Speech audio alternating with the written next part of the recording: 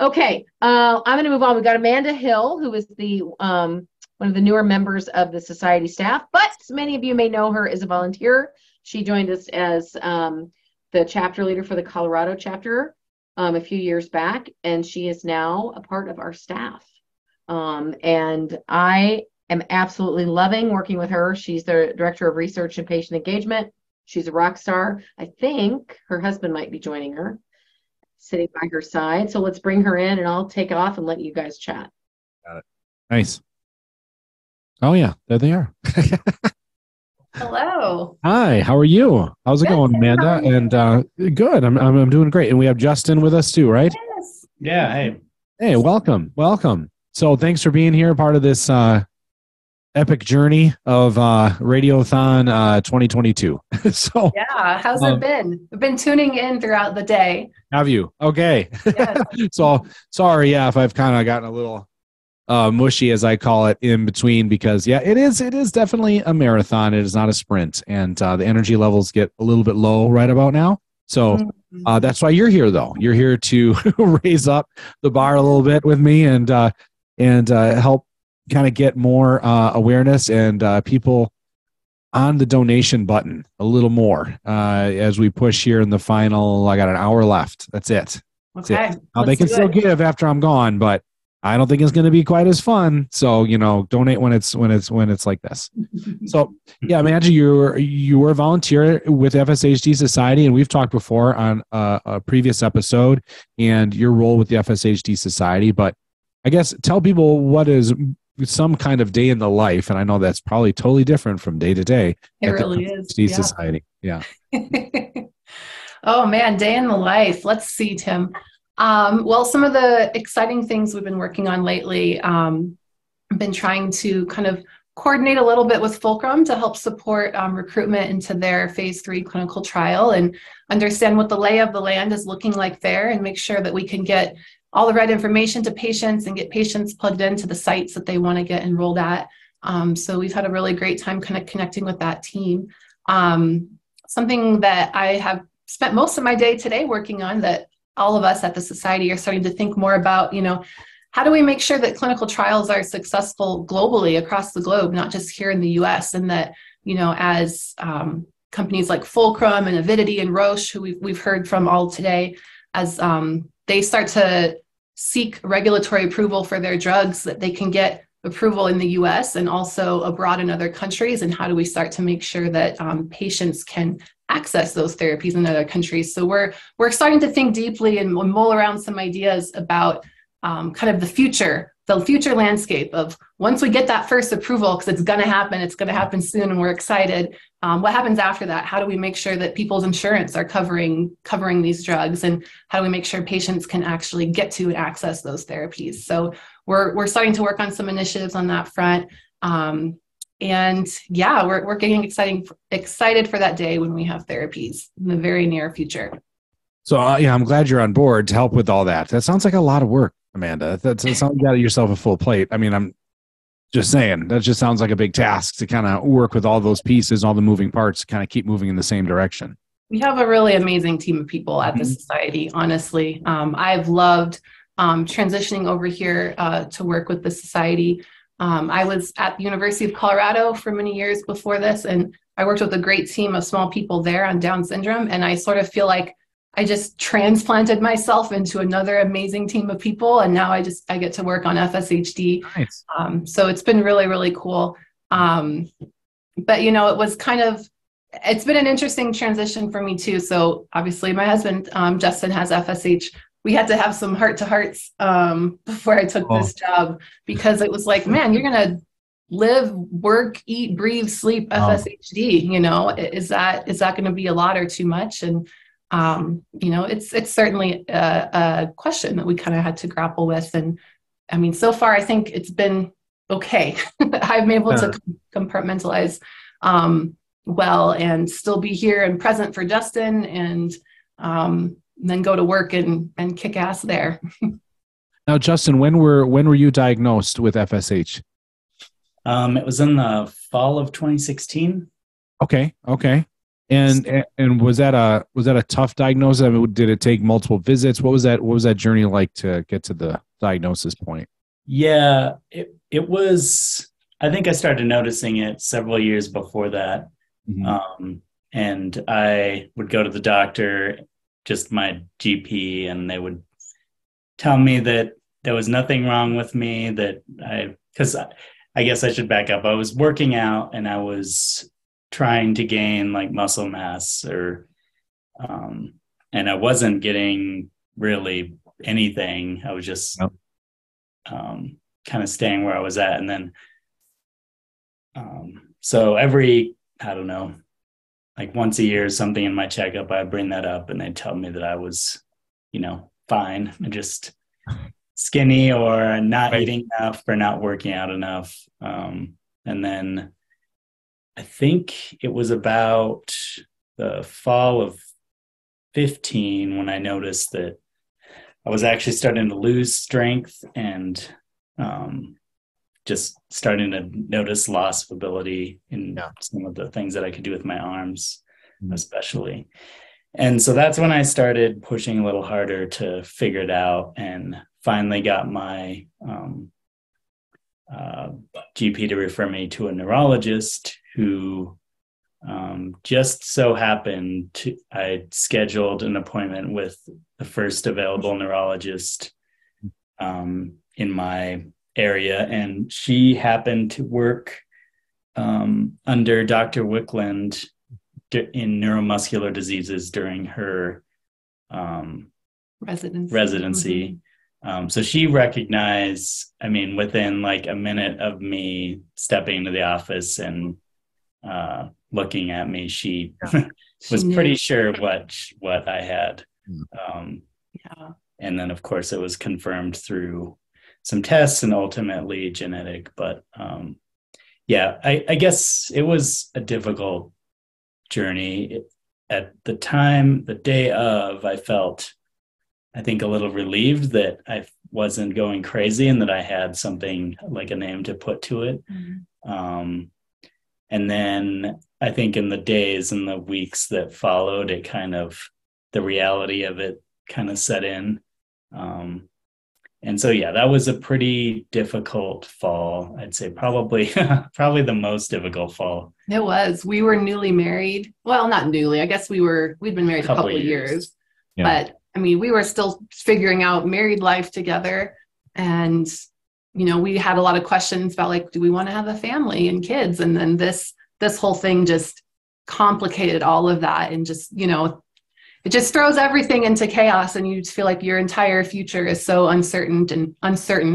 And it's just a lot to take in and deal with. For us, it wasn't in the family at all. So it was, which I think is not uncommon, right? So it was just a completely new thing. It was very unexpected. So, yeah. And then clearly, Amanda, you got involved how soon after the diagnosis with like FSHD site or volunteering and those things? Yeah, it was maybe about a year and a half or so. I think it took us a while to want to engage. We knew the FSH Society was here, but it took us a while before we actually wanted to engage and plug in. Just you need that time to grapple with it and process. But I remember I typed in my email to sign up for the email list at some point, probably about a year and a half after the diagnosis. And Beth Johnston, who I think was also on the show earlier today, yes. We live like 10 minutes away from each other. She emailed me back. She's like, I hope it's not weird that I'm reaching out to you, but I just saw your email come in. Yeah. I live really close by. If you ever wanted to chat, I would love to. And I actually took her up on it. I was like, I don't know who this lady is, but I would actually like to chat because I've literally never talked to anyone about FSHD before. And Beth's husband has FSH as well. And so her and I really connected very personally. And that was a very powerful connection for me as a loved one and caregiver.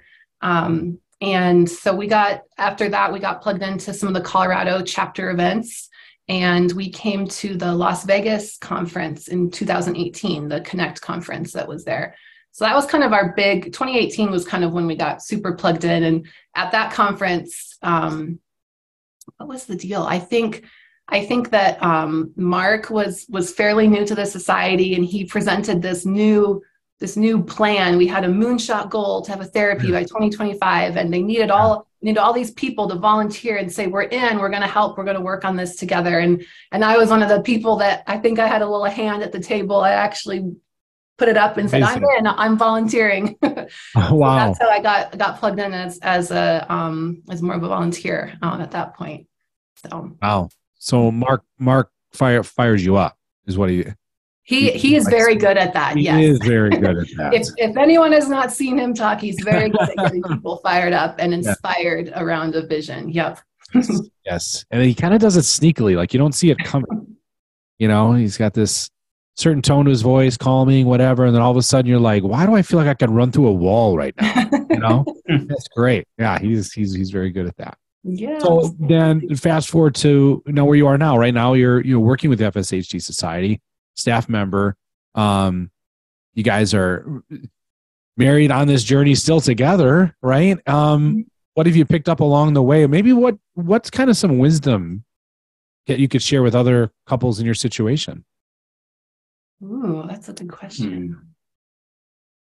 Oh boy, yeah. I see somebody look up and go, let me think about that. No, I really want to think about that. I feel like that deserves a little reflection. And let's see. I mean, I like to look back on our journey because I feel like, things can either drive a wedge between you, difficult situations, or they can bring you closer. And somehow we've managed to get closer, like we've figured it out together. And, I think but it changes too. It's like, there's always these new things we're encountering then that we have to figure out. So I don't know, I guess I would say communication is very important. I think just to be open and real about some of our feelings and experiences has been really important, and just raw and bitter and honest about some of those thoughts and experiences has been probably one piece of advice I would give. And just create a safe space for one another to have those feelings and be real and kind of be able to welcome that with love and open arms, I think is really important for both parties of the couple. There's the patient who has FSHD, and then there's the loved one, and you're having different experiences and reactions, and they both need to be kind of dealt with and acknowledged. So I think it's important to have that safe space and communication in the relationship. Yeah. And compassion. I think compassion, certainly communication. But I think without Amanda's compassion, I think would have been a lot more difficult. And just knowing we're there to work through it together was pretty important. And I mean, continues, especially, I think the last couple of years I've had a lot more symptoms and pain and stuff. So working through all of that and, giving space when it's needed and giving support when it's needed. Yeah. How about like, doing certain things, Justin, that you're like, okay, I know this is going to be difficult to do such and such task. However, I still want to give it a try before I ask for help. I'm speaking really totally, dude. Like this is me all over the place. But, like if I have to go do some type of fixie-ish type thing in the house and nothing too grand by any means, I always have to study the situation. Okay, I think I got to handle it this way. What other parts or props do I need to hold my arms up or anything, whatever I need? But my wife will sometimes slip in, you need help?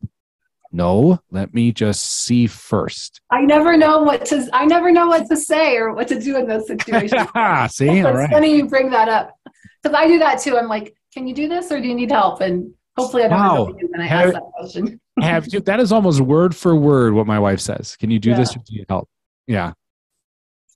Yeah. I think Amanda does a decent job. And I still try. There's still things that I like to do myself. And if I start to get to a point where I've noticed that it's too difficult to do, I won't even try anymore. I'll just ask her to do it, which is certainly very difficult. I think one of the hardest things is when we're like at the grocery store or whatever, and letting Amanda pick up the grocery bags. Because who knows what people are thinking, really, but Oh my goodness, yes. Yeah. it's like, oh, nice, you're letting your wife pick up the grocery bags, and you're just gonna Right. Or at Costco, and I'll take the big heavy Oh yeah. box at Costco. Oh yeah, or like the big case of water. Yeah, you just kind of feel like, you know what? It doesn't matter what people think. It's just this is us. This is our life. So that's that. I know. This is amazing. Yeah, we really have to have a whole sideshow on like this, like another episode. I think husband, wife, all these things, because it is amazing. Yeah, how what you guys are talking about, experiencing myself. So that means there's a lot of other people on the other side listening and watching, experiencing the same thing. So yeah, very, very, very interesting. Very interesting. Anything else you guys would like to add when it comes to like this Giving Tuesday push? I want to leave every stone unturned here, so make sure there's anything you wanted to touch on. Make sure that we're talking about for the sake of today, if it's raising money and why that means so much to you, or whatever. I'll just say, I mean, really the last 4 years since we've truly gotten involved with FSHD, the progress has been remarkable. Go back to our first conference, and there were some things in the works, but now there's just so many things, and the society's doing great work to push those along. And I mean, I have a front row seat since Amanda's here, right? And I get to hear all the inside scoop, which is cool. But yeah, it's been a great journey from that aspect. It certainly gives me hope looking at the future that there'll be something not too far down the road that could at least help. And of course, the dream would be to fix it. But yeah, agreed. I would just say we're here for you, the patients and the community and your families. I mean, there are those of us on staff who are very close to this disease, like myself, like Beth, and the rest of us who are here care deeply. And I think that's very evident in our daily interactions and work. And we want to help improve all of our lives together and get us a cure. And that is the devotion and the motivation. And it certainly is mine and everyone else that I work with. And I'm really, really pleased to work with this great group of folks. And we're going to make it happen. We're going to get those therapies out there, and we're going to do it together as a community, all of us together. So. Well said. Well said. Well, thanks, Amanda. Thanks, Justin. Appreciate your time being here. Yeah. We'll have to definitely revisit another episode down the line with both of you. That would be a lot of fun. So great. Thank you. Good luck with the rest of your afternoon. Thanks a lot, Tim. Yeah, you bet. Thank you. Yep. Bye-bye.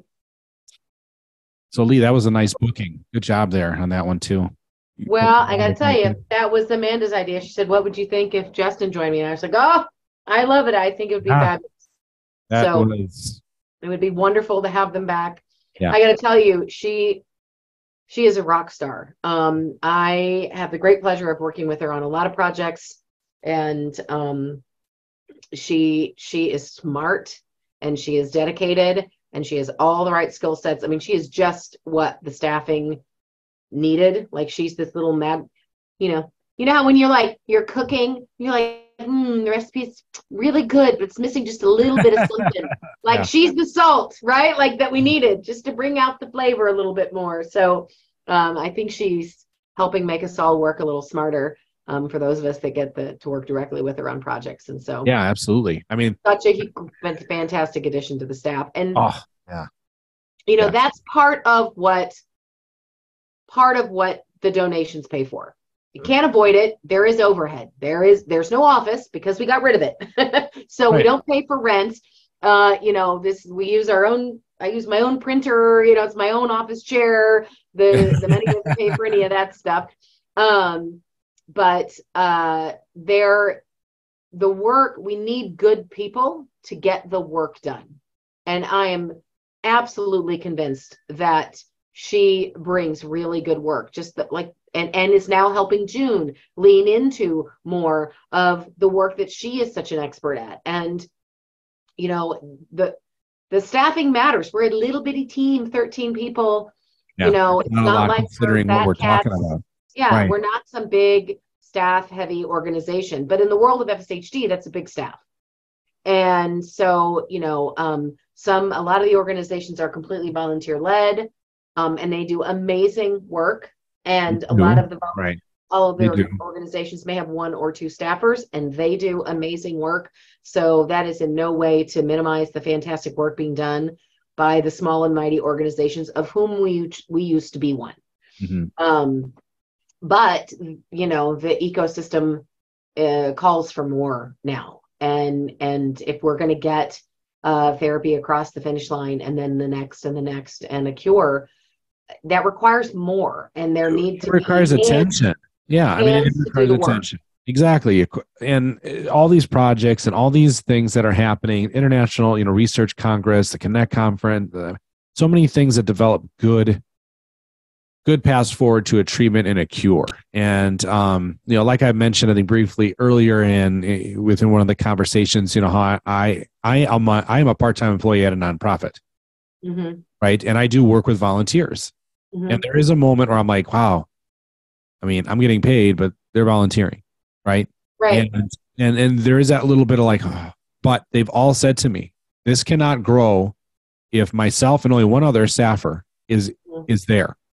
It needed to be done in order to grow, in order to put the concentration, the time into it. You need to do this, you know. That's right.